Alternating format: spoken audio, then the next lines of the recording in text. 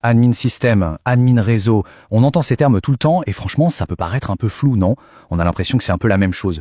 Pourtant derrière chaque clic, chaque email qui part, il y a des experts avec des missions bien distinctes. Ce sont un peu les deux piliers de l'informatique d'une boîte. Alors aujourd'hui on va démêler tout ça. Qui fait quoi exactement? C'est ce qu'on va voir. C'est vrai, on y pense rarement, tout fonctionne comme par magie. Le Wi-Fi, les emails, l'accès aux fichiers, ça coule de source. Mais derrière cette magie, il y a des gens qui veillent. Des professionnels qui sont, disons-le, les vrais héros de l'ombre. C'est eux qu'on appelle en panique quand tout plante. Alors qui sont-ils? Plongeons dans les coulisses. Pour y voir clair, on va prendre une image toute simple, la construction d'une maison. Avant de mettre les meubles, il faut bien poser les fondations, la plomberie, les câbles électriques, pas vrai? Eh bien, l'administrateur réseau, c'est exactement ça. C'est le maître des connexions. C'est lui qui construit toutes les autoroutes par lesquelles l'information va pouvoir circuler. Voilà. Sa mission, au fond, elle est simple, mais absolument cruciale.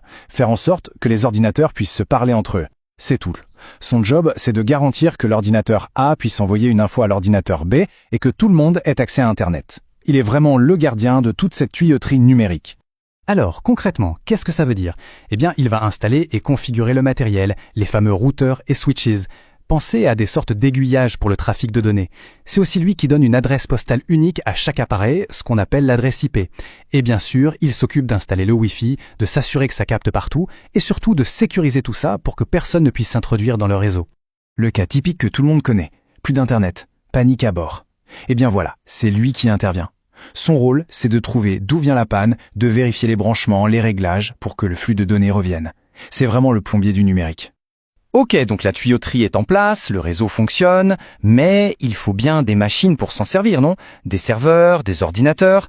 C'est là qu'arrive notre deuxième personnage, l'administrateur système. Si l'admin réseau s'occupe des tuyaux, l'admin système, lui, s'occupe de ceux qu'on branche dessus, les appareils, les machines.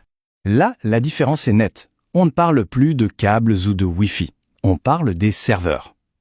C'est quoi un serveur? C'est le cœur du réacteur, l'ordinateur super puissant où sont stockées toutes les données et applications de l'entreprise. Et l'admin système, c'est le spécialiste des cerveaux de ces machines. Les systèmes d'exploitation, comme Windows Server ou Linux. Ces missions tournent beaucoup autour des gens et des logiciels. C'est lui qui va préparer un nouveau serveur en y installant le système d'exploitation. C'est lui aussi qui crée les comptes pour que chaque employé puisse se connecter. Il installe les logiciels nécessaires et, point très important, il gère les permissions. Qui a le droit d'accéder à quoi? C'est un peu le grand gardien des données. Exemple très concret. Un nouveau collègue arrive dans l'entreprise. Qui s'occupe de lui donner un accès à l'informatique? C'est l'admin système. Il va créer son compte, son mot de passe et surtout il va lui donner les droits pour accéder au bon dossier et uniquement à cela. C'est vraiment un rôle clé pour la sécurité et l'organisation. Bon, on a le plombier d'un côté et celui qui installe les appareils de l'autre. Mais et si on avait une seule personne qui savait tout faire? Un vrai maître d'œuvre qui gère à la fois les tuyaux et les appareils? Eh bien, ce profil existe. C'est l'administrateur système et réseau. L'idée est simple. C'est un pro qui porte les deux casquettes. Il est aussi à l'aise avec les serveurs qu'avec le réseau. Il a une vision complète à 360 degrés de toute l'infrastructure, du câble qui sort du mur jusqu'au logiciel utilisé par le comptable.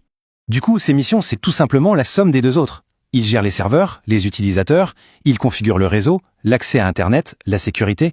Il peut passer d'un problème de Wi-Fi à la création d'un compte utilisateur sans sourciller. C'est le véritable couteau suisse de l'informatique.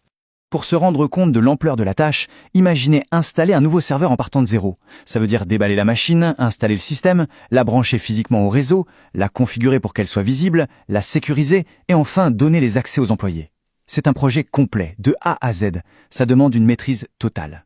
Allez, pour être sûr que tout est bien clair, on va faire un petit face-à-face, le résumé final, pour voir d'un seul coup d'œil qui fait quoi.